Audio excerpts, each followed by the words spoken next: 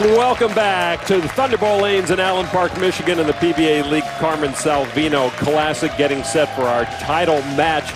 But right now, let's go down to JT Action Jackson, who's with the anchor man for the Kingpin, Scott Norton. Thanks, guys. So, Scott, it's obvious that your team is dominating right now. How do you feel about being the anchor of your team? It's pretty awesome, but it's really great to just be a member of this team. There's so many great players in this team, and we've all really put in some really good work. And the best thing about our team is that we have some great team cohesion. We work really well together, and hopefully that continues on from here. So far, so good for the Kingpins. They beat the Strikers 223-191, and then the Muscle 225-192. Now, the number 3 New York City WTT Kingpins taking on the top-seeded Philadelphia Hitmen here. The Hitmen roster leading off with Chris Loschetter, followed by Dick Allen, Mike Devaney, franchise player Bill O'Neill, and Major Mika Koivuniemi. New York City WTT Kingpins versus the Philadelphia Hitmen. Leading off for the Hitmen, Chris Loschetter. Loschetter, a second-round draft pick of O'Neill, 14th pick overall from Avon, Ohio. Still seeking his first PBA title. He's had 9 TV finals.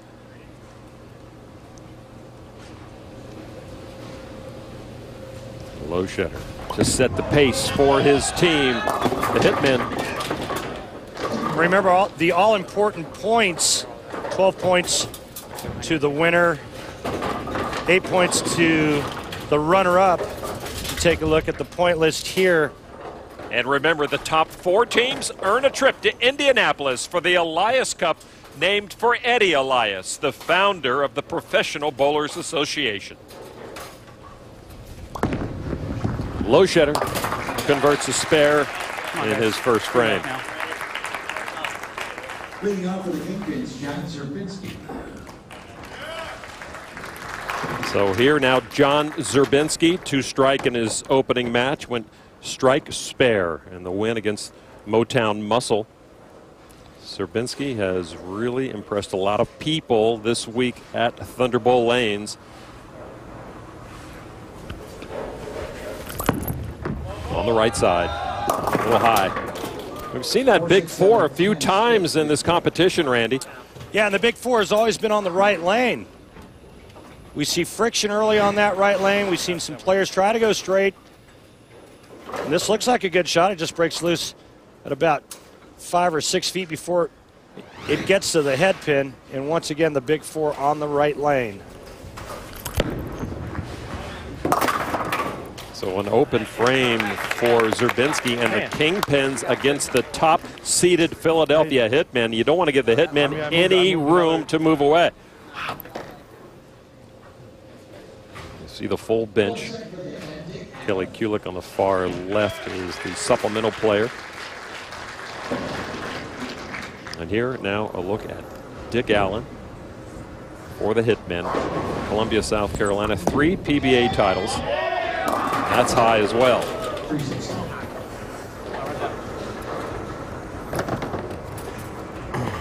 O'Neill says he has a lot of confidence in this man. Started bowling at age 6. His stepdad ran a bowling center, so he knows his way around. And there is franchise player Bill O'Neill, who was very high on the team bowling concept. He bowled a lot in college on a lot of teams and Team USA.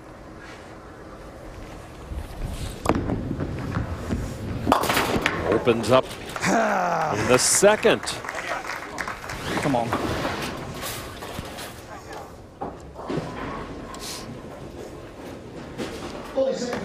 All right, so an open frame for each team, and it's just 2 pins separating them. Jack Jurek here in the second for the WTT Kingpins.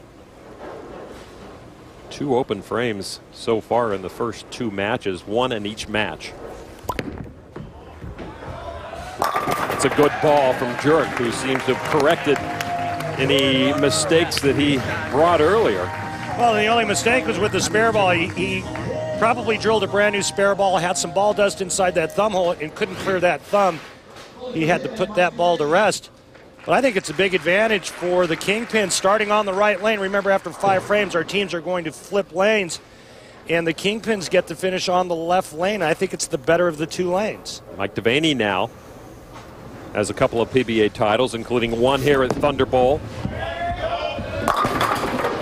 He didn't do it like that. 1-2-4. All right. Well, I watched him bowl a lot at this event, and I thought Mike Devaney was one of the strongest members of their team. This ball just gets away from him, loses it at the bottom, and whiffs the head pin. Devaney trying to pick up his team. Can he get him? Nice cleanup from Devaney. Devaney, the second highest average for the Philadelphia Hitmen throughout the Carmen Salvino Classic. And that will bring to the approach Tommy Jones for the Kingpins.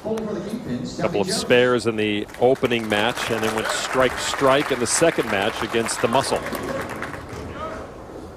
Pretty formidable lineup here when you talk about the Kingpins. After you get through Jack Jurek, you got TJ, PDW, and Scott Norton, who's been absolutely on fire for his team. Big rip from TJ. Boy, does he bring it? Well, he got some help from John Zerbinski's shot when it went high. You see the high backswing there of Tommy Jones, and that arm swing being almost vertical. But look at that great knee bend. That's an athletic move. He's a great athlete, great balance at the foul line, and a great result. The Hitmen's Bill O'Neill next to bowl. And O'Neill in last week's Chris Paul PBA League All-Stars partnered with Hitmen owner Kevin Hart, who quite frankly stole the show, both for being incredibly funny and for being a really good bowler.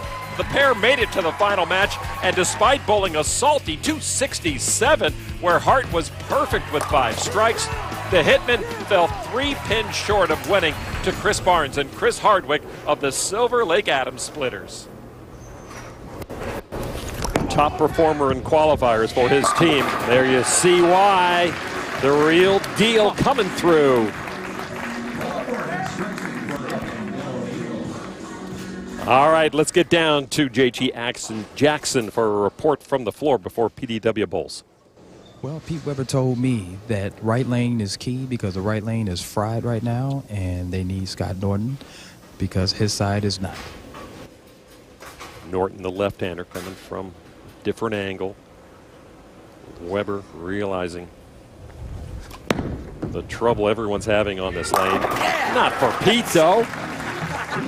And, you know, we kind of talked about that at the beginning of this match. They're not tight enough. Getting through this right lane, moving over to the left lane where I think there's a much better look, a much more consistent ball reaction.